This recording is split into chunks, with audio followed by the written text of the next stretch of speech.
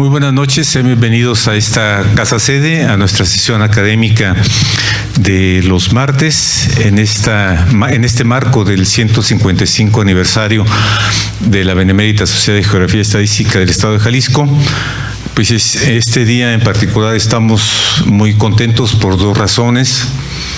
La primera de ellas es pues que es el día del geógrafo. Yo no sabía, perdón la ignorancia, yo no sabía que había un día del geógrafo, y el doctor Celso nos hizo saber de que hoy es el día del geógrafo, y entonces esta sociedad está de fiesta en el marco de este día.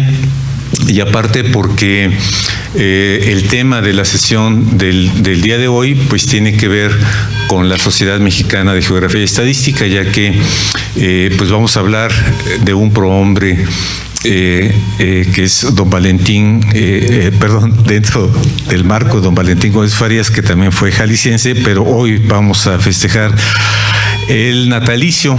Hace 219 años que nació don Manuel López Cotilla, un hombre que está registrado en los lugares más icónicos de esta ciudad de Guadalajara. Y la otra razón por la cual estamos contentos es porque nuestra consocio que va a presentarnos la obra de don Manuel López Cotilla, la doctora Angélica Peregrina Vázquez, pues también nos ha dado la grata noticia de su ingreso a la Academia Mexicana de Historia. Así que muchas felicidades y muchas gracias por estar con nosotros, doctora.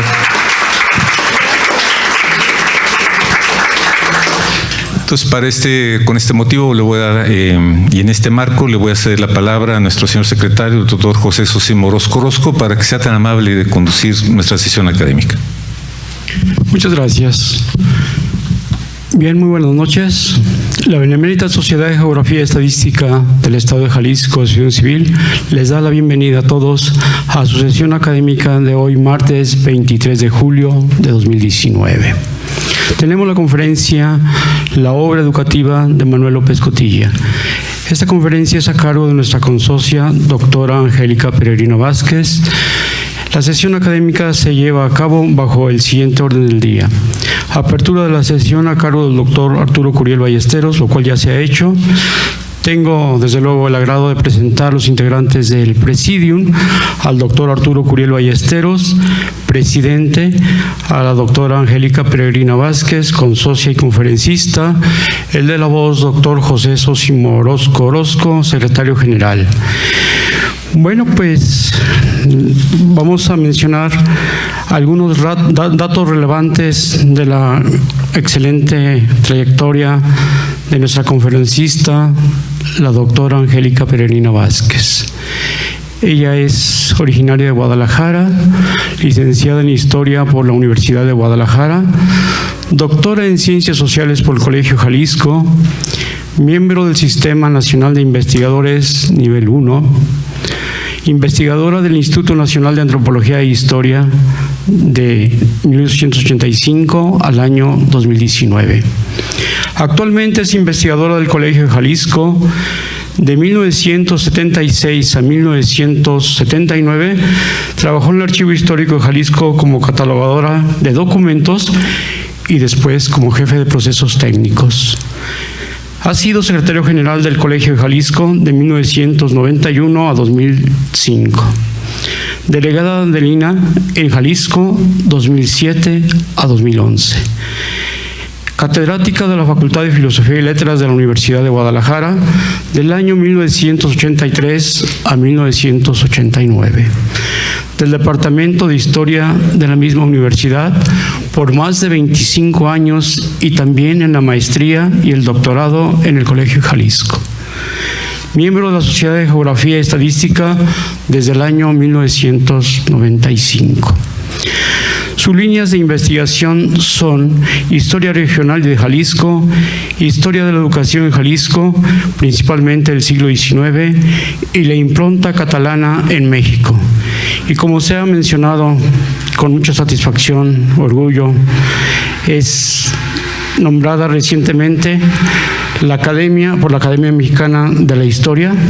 Ha sido pues elegida miembro en la sesión del 2 de julio pasado y en breve presentará su trabajo.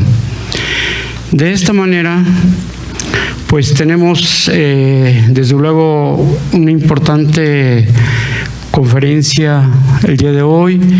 Desde luego que agradecemos la presencia de nuestro presidente honorario vitalicio, doctor y maestro Juan Miguel Toscano García de Quevedo, nuestro expresidente, doctor Eduardo Velasco Briceño. Destacamos desde luego con mucho cariño, por mi parte fue mi maestro, el doctor José María Muría Rouret.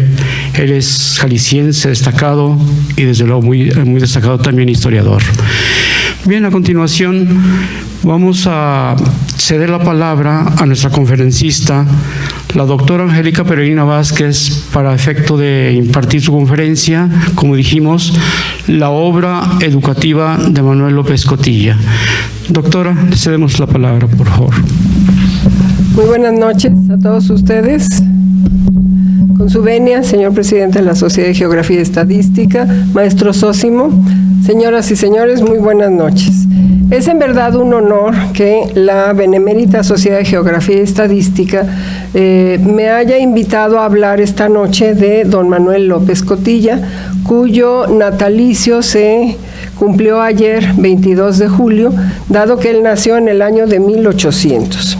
Sin duda, los aniversarios son buenas oportunidades para conmemorar, es decir, para traer a la memoria a quienes han beneficiado a nuestra sociedad y que no queden en el olvido al transcurso del tiempo.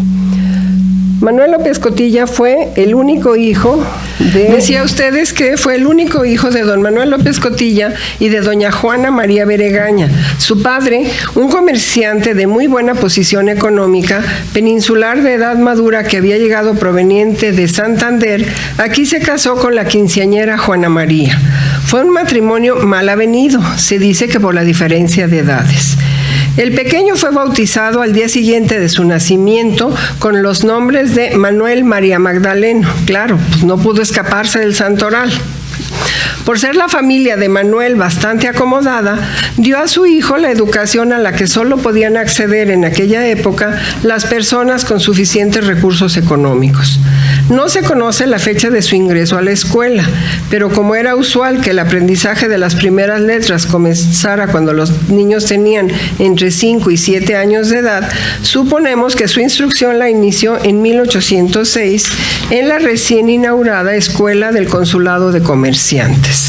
Parece lo más lógico suponer que allí cursó la instrucción elemental por ser su padre comerciante y miembro de tal corporación, y porque la escuela se situaba cerca de la casa de Manuel. En tal escuela aprendió a leer, escribir y contar, así como ortografía, gramática castellana, urbanidad y desde luego la doctrina cristiana. El maestro de la escuela era don José de Guzmán y Borja, un profesor que trataba con dureza a sus discípulos, aunque muy capaz en cuanto a la enseñanza. Esta escuela, como todas las de su época, se organizaba en dos grandes y únicos grupos, el de lectura y el de escritura. La enseñanza seguía este orden.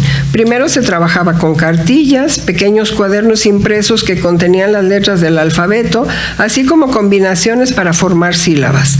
Una vez que se aprendía a leer, se podía pasar al grupo de escritura. El maestro entregaba a estos niños avanzados el papel rayado o pautado, plumas y tinta. Los ejercicios consistían en hacer planas. Además de estas actividades específicas y diferenciadas según el grupo, había actividades comunes, la lección de aritmética, llamada por los chicos de contar, en la que se enseñaban las 4 operaciones fundamentales, la lección de catecismo, basada en la lectura del padre Jerónimo de Ripalda, la cual debería luego ser repetida de memoria por los alumnos. Los niños acudían a la escuela de lunes a sábado, en la mañana de 8 a 11 y por la tarde de 2 a 4 y media. Las actividades iniciaban y terminaban todos los días con rezos, además de que el sábado por la tarde se rezaba el rosario. El pequeño Manuel destacó por su aplicación y fue premiado al concluir el año escolar de 1807, luego de participar en el examen público en la sala del consulado, en presencia de algunos miembros de la institución, de los 2 inspectores de la misma escuela y de numeroso y distinguido público. Cabe mencionar que también recibieron premios sus compañeros Juan y Pedro Tamés, este último quien llegaría a ser gobernador de Jalisco. Poco después de que López Cotilla cumpliera 10 años de edad, arribó a Guadalajara el cura Miguel Hidalgo en noviembre de ese año. Con antelación habían llegado las noticias acerca de la revolución independentista que el cura de Dolores inició 2 meses antes. Los prósperos comerciantes, como el padre de Manuel, buscaron defender sus intereses y vidas, pues corrían rumores de que los insurgentes eran una chusma sin mayor control. Para ello se creó la Junta Superior Auxiliar de Gobierno, Seguridad y Defensa de Guadalajara, la que se encargó de hacer colectas y de reunir cuerpos de defensa, y también se formaron 2 batallones de voluntarios. Al cuerpo que rumbo a Zacualco y al mando de don Tomás Ignacio Villaseñor salió a enfrentar a José Antonio El Amo Torres, se adhirió una compañía de voluntarios, en la cual luchó el padre de Manuel como capitán, y para su buena fortuna salvó la vida a pesar de la rotunda victoria de los insurgentes. Temerosos por la derrota, muchos comerciantes y otros miembros de la oligarquía de Guadalajara huyeron, entre ellos el mismo obispo Cabañas, todos con rumbo al puerto de San Blas, con la intención de embarcarse hacia Acapulco. Pero como los españoles fueron perseguidos, el padre de López Cotilla escapó de la muerte gracias a las garantías que les dio el cura José María Mercado. Concluida la campaña de Hidalgo en esta región, al ser derrotado en la batalla de Calderón en enero de 1811, a José de la Cruz le fue encomendado por el virrey pacificar el territorio de la antigua Nueva Galicia, hoy Intendencia de Guadalajara, y fue recibido en esta ciudad en septiembre de 1812, en calidad de comandante general y presidente de la audiencia. Al regresar la calma a Guadalajara, también volvió don Manuel con su familia. Entonces se inscribió a su hijo en el Seminario Conciliar del Señor San José para hacer el curso de artes, esto es, el bachillerato en filosofía, bajo la dirección del doctor José Domingo Cumplido. Fue admitido porque todavía no cumplía la edad, aunque todavía no cumplía la edad reglamentaria, que era de 14 años. En el seminario, los estudios contemplaban en su primera fase, llamada de Humanidades, la gramática y retórica latinas por un lapso de 3 años en promedio, pero la duración dependía en realidad en gran medida del progreso individual de cada estudiante. Seguía entonces la fase de filosofía o artes, también de 3 años. Cumplimentando ambas fases, los colegiales podían ganar el grado de bachiller. Este fue el que López Cotilla obtuvo en 1816, lo cual significa que lo hizo en la mitad del tiempo, pero el último año aquejado por una gran pena. Su padre había fallecido en septiembre de 1814. Ya no continuó en el seminario y dejó los estudios para siempre. No obstante, es lógico suponer que una vez adquirido el hábito del estudio, siguió alimentándose con lecturas e incluso aprendió ciertas materias de manera autodidacta, además de que la carrera eclesiástica no era su verdadera vocación. Sobrevendría un acontecimiento que le afectó bastante. En febrero de 1817, su madre volvió a casarse. Como consecuencia de ese matrimonio, se dividieron los bienes paternos y el joven Manuel se vio reducido a la escasez, pues a él solamente le quedó una parte insignificante de la herencia. Decidió entonces irse a vivir a una huerta en Toluquilla que le legó su padre, aunque pasaba algunas temporadas en Guadalajara con su madre y su padrastro. En tal época se propuso el estudio de la geometría y las matemáticas, así como el dibujo. Diversas circunstancias afectaron a partir de entonces a Manuel López Cotilla. A los 18 años comenzó a manifestarse en él la tuberculosis, enfermedad que le acompañaría hasta su muerte. Se ha llegado a decir que debido a ese padecimiento no quiso contraer matrimonio nunca, para no dejar a una viuda joven que hiciera lo mismo que su madre, volver a casarse poco después de la muerte del consorte, y que por ello volcó todos sus sentimientos hacia la niñez. Los siguientes 10 años de la vida de Manuel López Cotilla, de 1818 a 28, nos resultan desconocidos. Suponemos que alternaba sus estancias entre Guadalajara y Toluquilla, aunque prefería la solitaria tranquilidad de su huerta, dedicado de lleno al estudio, que era su pasión. No hay trazas de su vida durante ese lapso. No se conoce que se haya involucrado ni con literatos ni con los políticos de la época. Durante ese periodo, los acontecimientos que tuvieron lugar habían cambiado mucho las cosas. Terminó la guerra, se consumó la independencia, México era ya una nueva nación que se inclinó por el federalismo como sistema de gobierno, y de ahí emanó el Estado libre y soberano de Jalisco. ¿Se involucró Manuel López Cotilla en estos acontecimientos? No lo sabemos. Lo que sí sabemos es que se acabó su tranquila y aislada existencia cuando fue nombrado síndico del Ayuntamiento de Guadalajara, cargo que empezó a desempeñar el 1 de marzo de 1828. Sin duda fue llamado por alguien que debió conocer su inteligencia y preparación. De los funcionarios que conocían a López Cotilla en ese tiempo, el único más allegado era Pedro Tamés, quien desde 1827 también era síndico del Ayuntamiento de la capital, y como habían sido compañeros en la escuela del consulado y en el seminario, bien podemos afirmar que fue Tamés quien lo recomendó. Sin embargo, la encomienda no fue muy de su agrado, por lo que al mes presentó su renuncia, aunque no le fue admitida, de manera que siguió desempeñando las tareas de síndico durante el resto de 1828. No se sabe a ciencia cierta si permaneció en la administración municipal o dejó el ayuntamiento y toda actividad pública durante 5 años.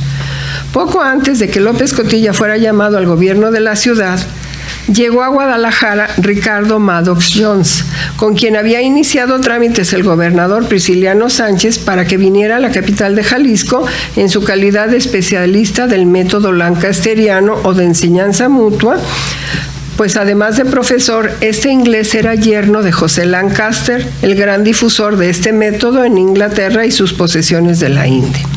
Aun cuando el gobernador Sánchez falleció, Jones acudió a cumplir su contrato, llegó en 1827 y se llevó más de un año en los preparativos para abrir en el recién creado Instituto del Estado una sección en la cual se impartiría la enseñanza normal lancasteriana, que se inauguró en junio de 1828 con un curso intensivo para los maestros de las pocas escuelas de primeras letras que entonces había en el estado de Jalisco. De entonces datan los estudios normalistas en nuestra ciudad. Eran pues los primeros pasos para poner en práctica el sistema lancasteriano, porque el proceso enseñanza-aprendizaje de la lectura y la escritura empezaba a ser concebido como una actividad que necesitaba de un método, cosa que antes no sucedía. Por otra parte, la adopción del sistema lancasteriano en las escuelas de Jalisco marcó sin duda un adelanto, porque permitía la extensión de la enseñanza primaria a un mayor número de infantes y por la economía que significaba, pues un solo maestro podía enseñar de 200 hasta 1000 niños, porque los más aventajados ayudaban al maestro con las lecciones de sus compañeros. Otra de las bondades del método era que permitía la enseñanza de la lectura y la escritura casi simultánea, pues a diferencia del pasado no había que esperar a saber leer para empezar a aprender a escribir. Ambas asignaturas se cursaban de manera paralela, pero no realmente en forma simultánea, porque eran materias de estudio diferente. Complementaban el sistema los premios y castigos que mantenían la disciplina. He abundado acerca de la implantación de este método porque con ese panorama se encontraría López Cotilla después de la laguna de datos que sobre su vida hay de 1828 a 1834.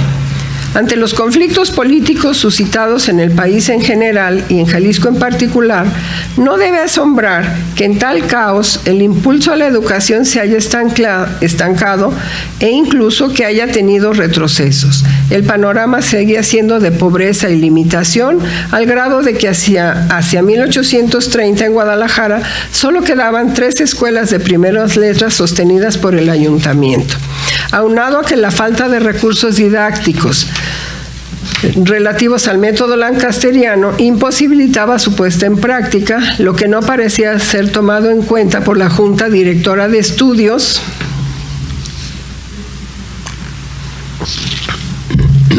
que era el organismo rector de la enseñanza en Jalisco, pues perseveraba en su afán de formar a los maestros en este método sin disponer de todos los elementos que se requerían. Para colmo, en agosto de 1834, triunfó el Plan de Cuernavaca con el derrocamiento del gobierno liberal y el consecuente advenimiento del centralismo en México. En Jalisco, al quedar suprimido el liberal Instituto del Estado, la normal lancasteriana también fue clausurada. Nuevas autoridades encabezarían entonces tanto el gobierno de Jalisco como el Ayuntamiento de Guadalajara, de tal manera, en noviembre de 1834, López Cotilla fue nombrado regidor, encargándose de la Comisión de Aguas. Poco después, al ser conocidas y apreciadas sus inclinaciones pedagógicas, quedó al frente de la Comisión de Escuelas. De esa época datan la reforma y desarrollo de la instrucción primaria en Guadalajara, ya para entonces la segunda ciudad en importancia de la República. En este nuevo encargo se encontró, como ya se ha mencionado, con las innovaciones puestas en práctica por Ricardo Jones al frente de la Escuela Lancasteriana Municipal, que había logrado cierto avance cuando sobrevino el descalabro por los vaivenes políticos. Habiendo recorrido frecuentemente todos los rincones de la ciudad, López Cotilla se dio cuenta de la falta de escuelas y otras muchas carencias que padecía la niñez y en general la población desposeída, que era bastante numerosa. A pesar de la deplorable situación que prevalecía en la enseñanza, su labor como regidor puede resumirse en los siguientes logros. Redactó y propuso al Ayuntamiento de Guadalajara el Reglamento de Escuelas Municipales, que se publicó en noviembre de 1935, estableciendo nuevos métodos de enseñanza de la lectura con fin de eliminar el antiguo deletreo, así como reglas para los profesores, e instituyó exámenes periódicos y estímulos para los alumnos más distinguidos de las escuelas. Durante su gestión se fundaron 14 escuelas, 3 más de niños, 6 para niñas, que no había, y 5 mixtas que hizo funcionar en los suburbios de la ciudad. Lo de las escuelas mixtas fue una gran novedad. Hasta entonces no se permitía que los niños asistieran, de los dos sexos asistieran juntos a la escuela.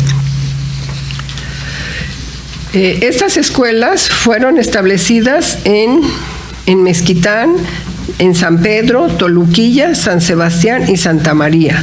Las dos últimas justamente en los pueblos vecinos a su huerta de Toluquilla, donde pasó varios años de su vida. Si bien se seguía utilizando el método lancasteriano, no sabemos si entre López Cotilla y Ricardo Maddox Jones hubo alguna relación en torno a este tema.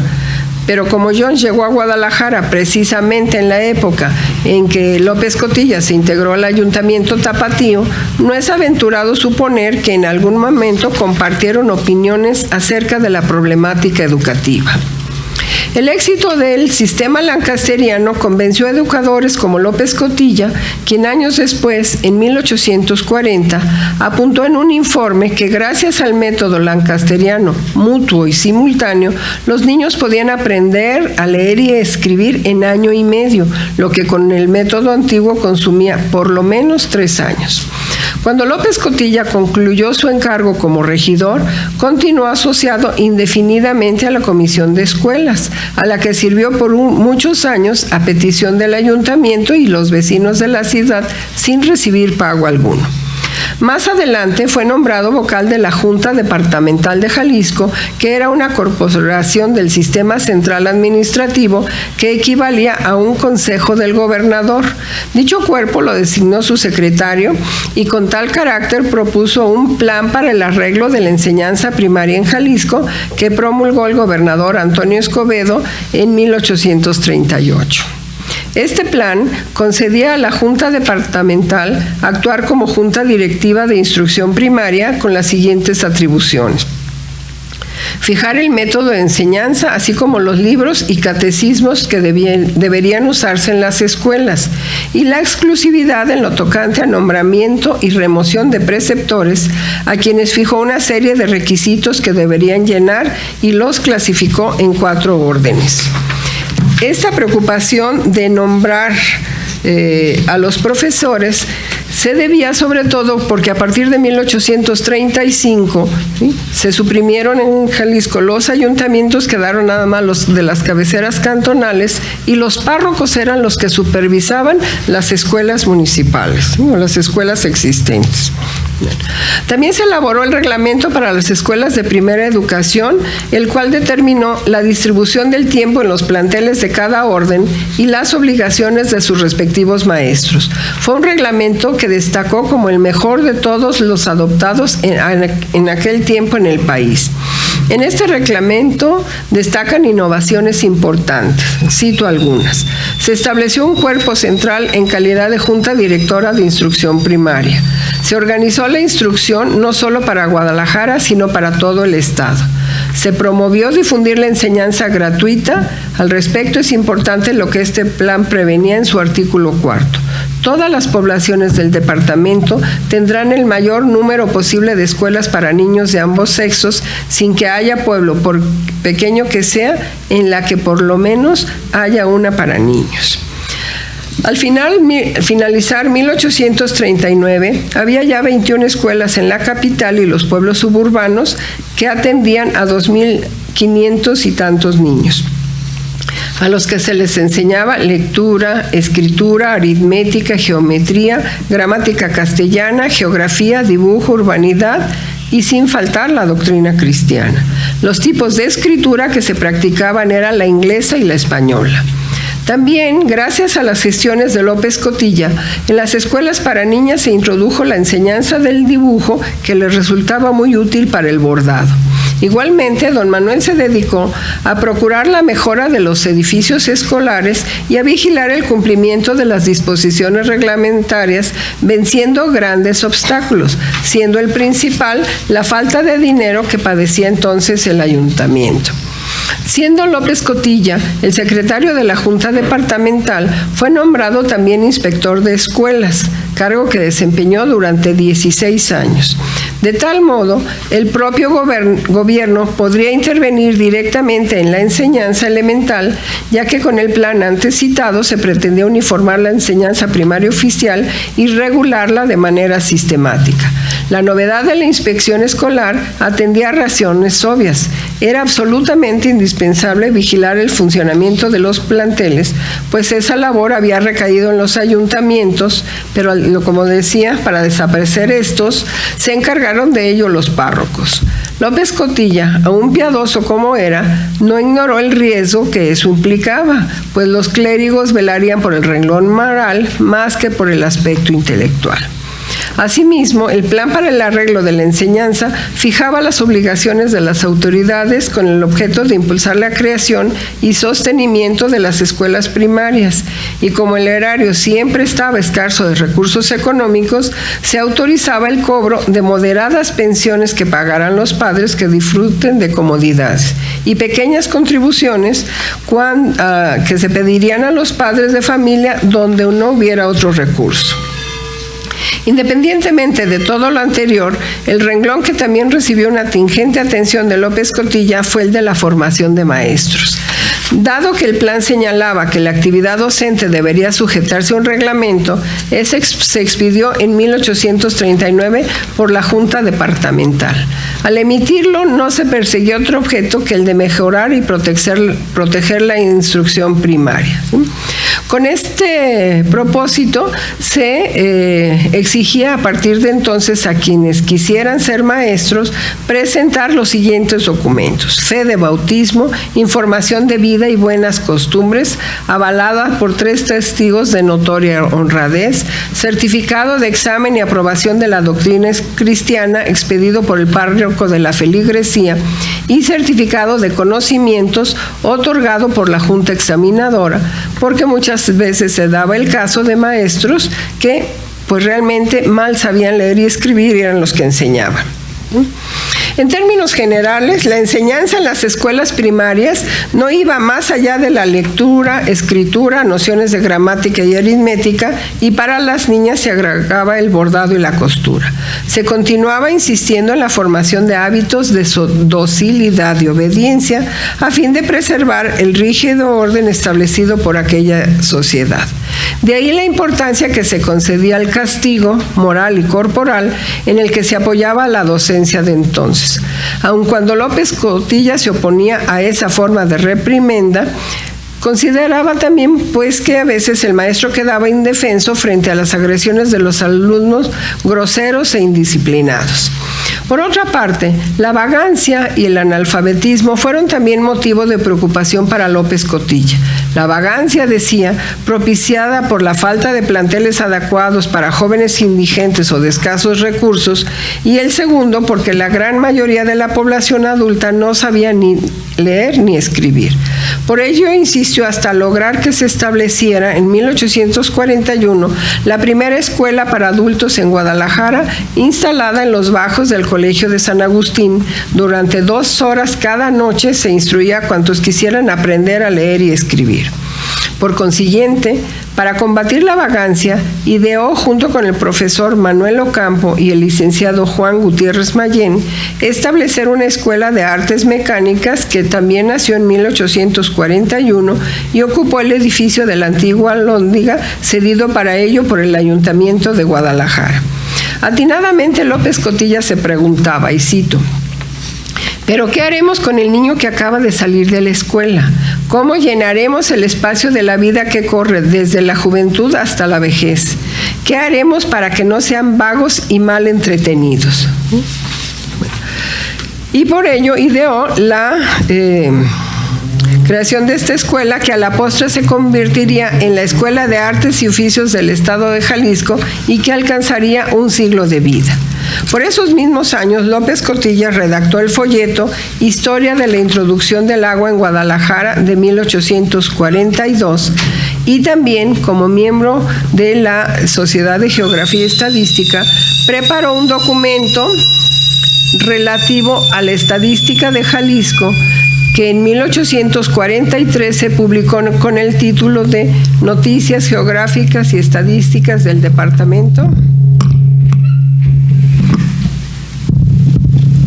de Jalisco, que es un clásico de las estadísticas que hay de nuestro estado a lo largo del siglo XIX. Por ese entonces sobrevino la decisión del gobierno central de encargar la instrucción elemental a la Compañía Lancasteriana de México. Incluso el presidente Santana convirtió a tal compañía en la Dirección General de Instrucción Pública para toda la República. Se pretendía fundamentalmente uniformar la educación primaria y se declaraba obligatoria. Decía ustedes que se declaraba obligatoria para todos los niños entre los 7 y los 15 años de edad. Esa institución sería auxiliada por juntas subdirectoras con sede en cada capital del departamento. Acuérdense que los estados habían desaparecido. En Jalisco, la junta subdirectora se constituyó y la presidencia recayó, con carácter más que nada simbólico, en el general Mariano Paredes Arrillaga, a la sazón gobernador y comandante militar de Jalisco, y la vicepresidencia en Manuel López Cotilla. No obstante los buenos augurios en Jalisco, la Compañía Lancasteriana no consiguió el éxito que de ella se esperaba, puesto que no contó con los recursos económicos suficientes para incrementar, ni siquiera mantener, el ritmo de crecimiento de escuelas y educandos. Aparte de que se centró sobremanera en la capital de Jalisco, aun cuando eran las demás poblaciones donde se tenía más urgencia de la instrucción y de que los sueldos de los profesores se incrementaran. Aquí cabe señalar que en Guadalajara un maestro llegaba a ganar hasta 600 pesos anuales, 50 al mes, y una maestra 360, esto es 30 mensuales, mientras que en localidades menores no pasaban de 20 pesos y en algunos casos solo eran 10 mensuales. Añádase que solo para Guadalajara se autorizó en el mismo 1842 la práctica de maestros suplentes que ganaban la mitad del sueldo y que cubrían el gran ausentismo de los titulares. Al soplar nuevos vientos en el país, Jalisco retornó al federalismo en agosto de 46 y en materia educativa tocó al gobernador Joaquín Angulo promulgar un año después el Plan General de Enseñanza Pública, el cual restablecía la Junta Directora de Estudios y la pervivencia del Inspector General de Enseñanza Primaria, cargo que recayó nuevamente en López Cotilla, a cuyas obligaciones añadió la de formar las hojas de servicios de los maestros. La compañía lancasteriana dejó de tener injerencia oficial en la educación, pero sus miembros siguieron desempeñando un papel fundamental en la organización escolar. Si antes de 1846 estos individuos pertenecían a la compañía, después, durante la segunda etapa del federalismo, llegaron a ser miembros de las juntas de educación estatales. Básicamente eran los mismos individuos con un credo compartido, cualesquiera que fuese el grupo en el poder o el nombre de la estructura burocrática. En Jalisco, por ejemplo, al elegir entre los socios de la compañía a los vocales de la Junta Directiva de Estudios, se recordó que el objeto principal de la educación era inculcar en los niños los fundamentos de la religión católica, la obediencia a las leyes y el amor a la patria, opinión que todos compartían antes de la Guerra de Reforma.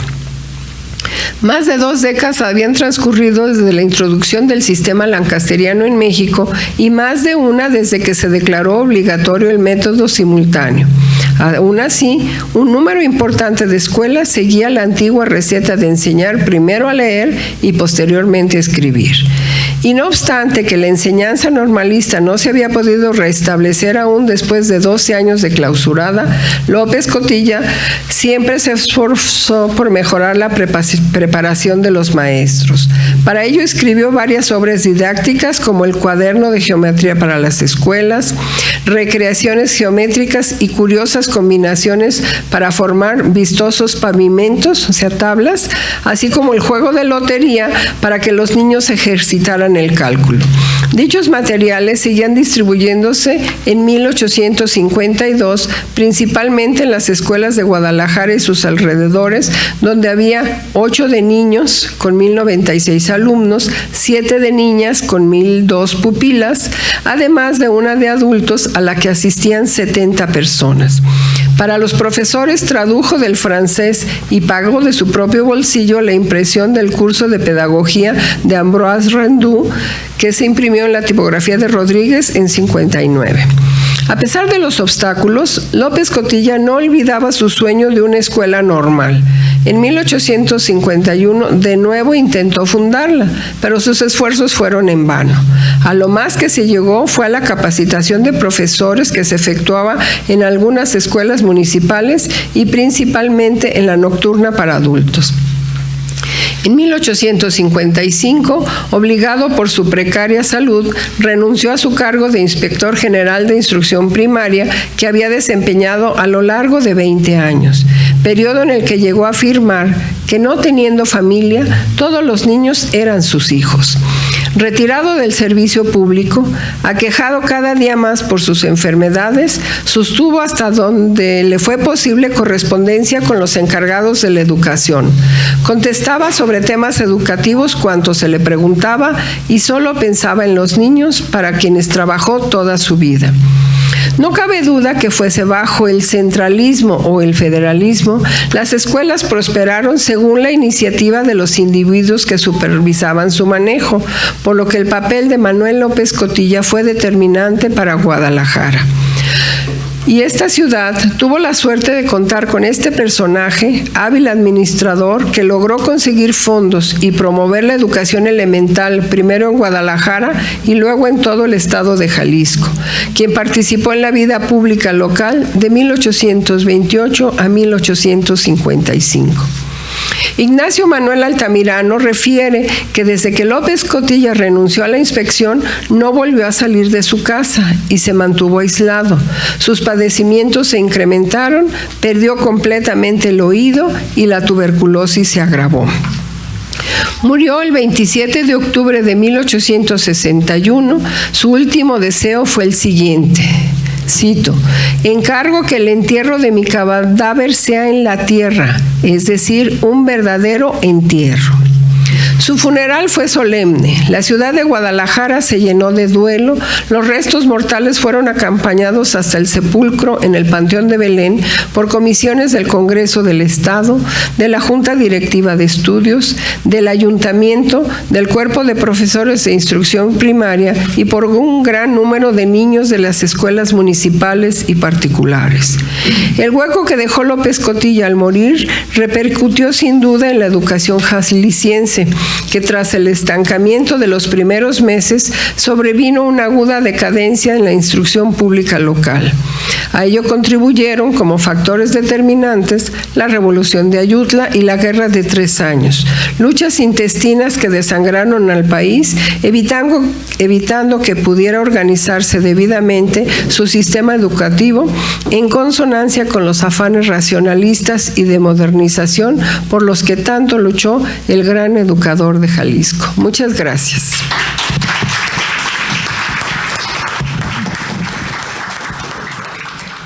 Bien, se abre un pequeño espacio para preguntas, respuestas y comentarios. No sé si gustan. Muchas gracias, doctora Angélica. Tengo una curiosidad que me gustaría que me la aclarara. En cuanto a todas las escuelas que se fundaron en aquella época, ¿eran escuelas únicamente para niños de mestizos, de criollos, o también la población indígena tenía derecho a acudir a esas escuelas? A ver, de acuerdo con la Constitución de Jalisco de 1824, todos, educación pública, gratuita y uniforme. Todos tenían derecho. Que los padres muchas veces no los mandaban porque los niños los ocupaban en labores agrícolas. En los tiempos de siembra y cosecha, pues no iban a la escuela. Y si no tenían materiales, pues López Cotilla fue uno de los que se preocupó porque tuvieran el cartoncito, la tableta, la tiza o el gis. Y si no, llegó a haber escuelas en las que en el piso de tierra, con una varita, se hacían los ejercicios. Yo creo que es lo mejor que se ha dicho sobre López Cotilla en toda la historia de la educación en este estado.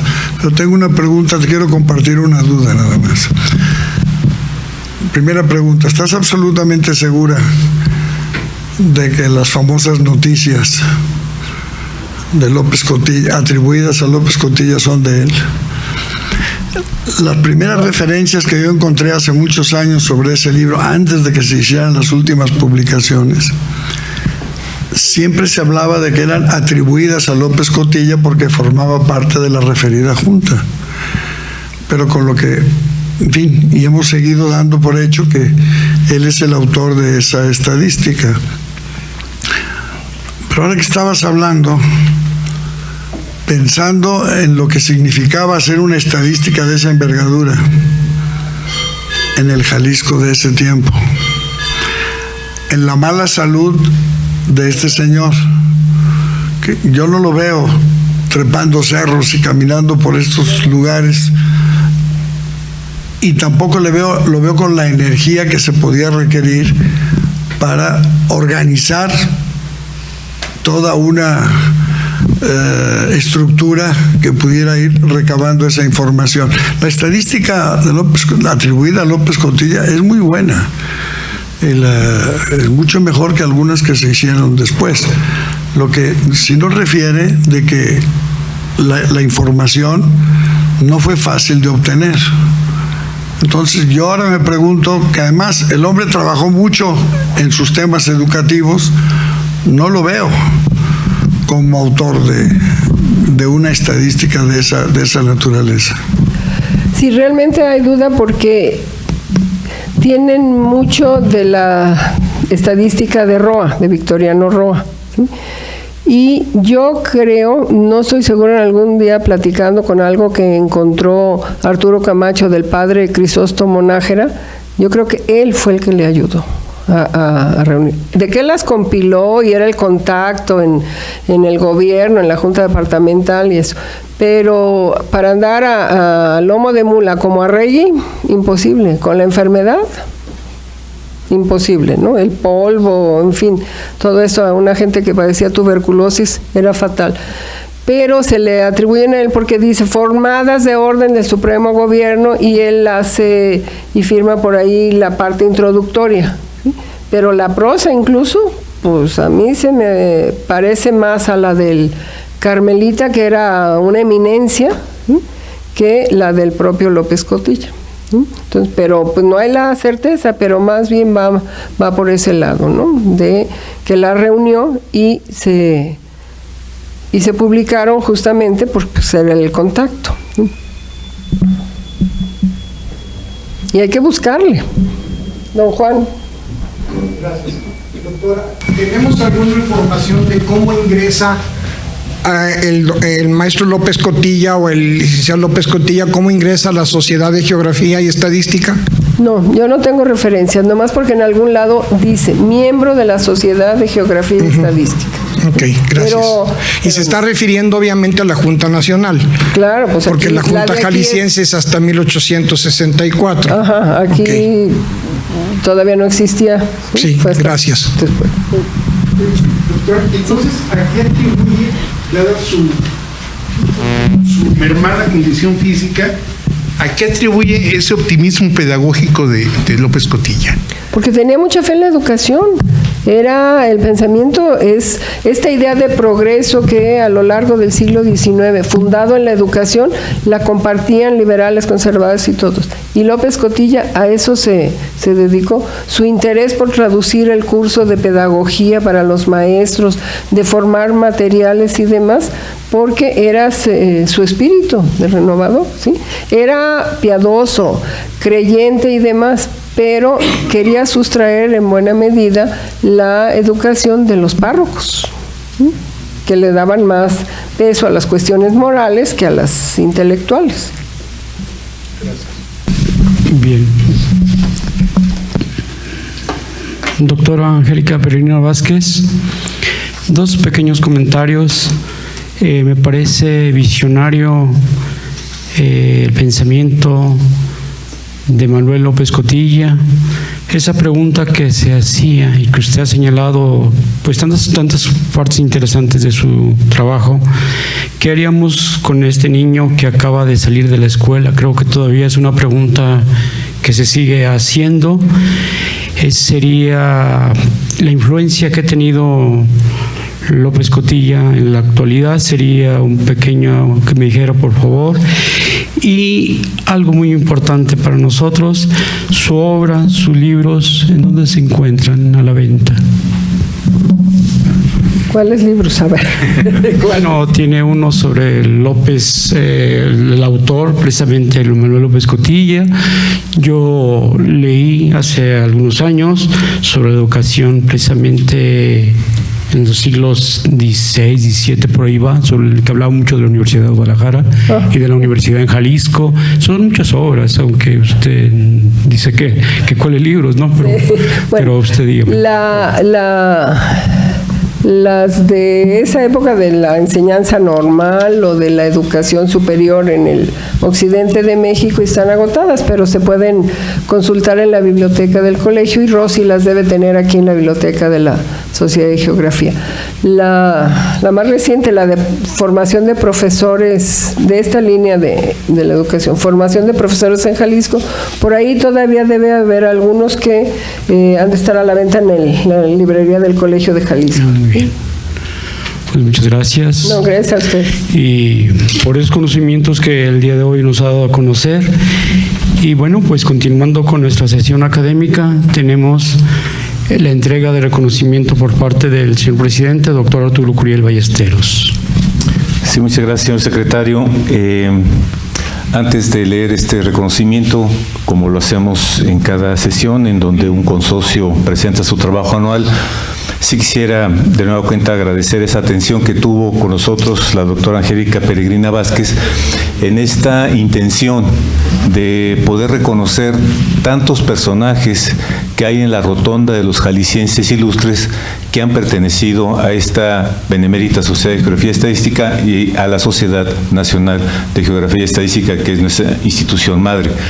En ese propósito, muchas gracias por haber atendido esta solicitud, y entonces leo este reconocimiento. Dice: la Benemérita Sociedad de Geografía y Estadística del Estado de Jalisco, asociación civil, institución científica y cultural instalada el 27 de septiembre de 1864, otorga el presente reconocimiento a la doctora Angélica Peregrina Vázquez por su participación en las actividades organizadas por esta institución con la conferencia La obra educativa de Manuel López Cotilla, misma que se llevó a cabo en las instalaciones de nuestra casa sede, cumpliendo con el compromiso de presentar un trabajo anual y con el objetivo fundamental de esta benemérita institución, que desde su fundación ha sido el estudio y la divulgación de la ciencia y la cultura. Guadalajara, Jalisco, 23 de julio del 2019, 155 aniversario de la Benemérita Sociedad de Geografía y Estadística. Muchas gracias, doctora.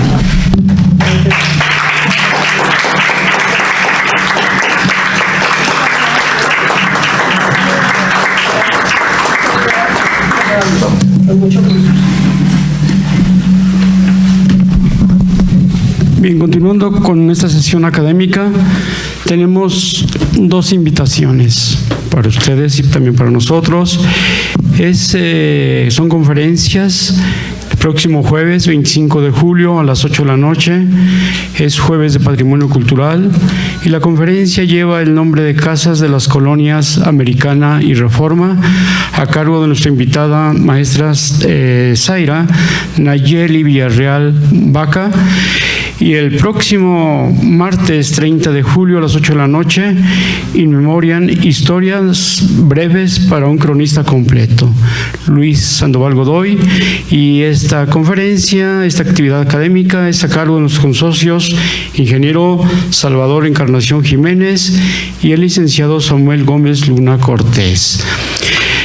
A continuación tenemos una atenta invitación que nos hace esta benemérita casa, esta benemérita institución, para un pequeño convivio, como es ya tradicional, aquí en los jardines de esta casa sede.